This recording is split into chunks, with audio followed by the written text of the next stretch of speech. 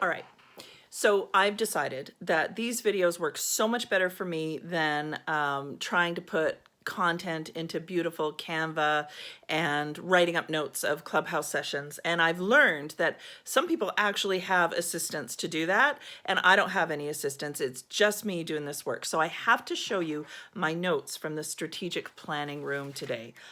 Those are my notes. What a hot mess. I actually had to start writing across my notes because we were talking about what it takes, what the most important parts of the strategic planning process are, and when throughout that process are there potential pitfalls. And we of course started talking about diversity, equity, inclusion, and belonging, because that often comes up in the strategic planning rooms and in the governance rooms.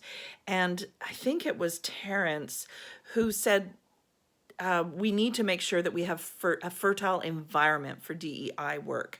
So what does that mean? That led us upstream a little bit to, yeah, we can't just layer that onto old power structures and colonial concepts of what philanthropy is and running nonprofit organizations are. We need to really back up and ask ourselves, do we have an environment and a culture within our organization that is fertile ground for DEI work? And what does that mean? And this is what the group said.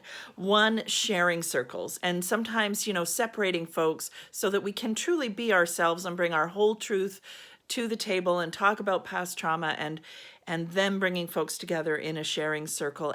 And number two was eliminate traditional power structures within the organization. So get out of the boardroom, maybe don't introduce yourself with titles, maybe have some kind of anonymous feedback loop so that folks really feel like they have a voice at the table. And then the other one was know the difference between safety and discomfort.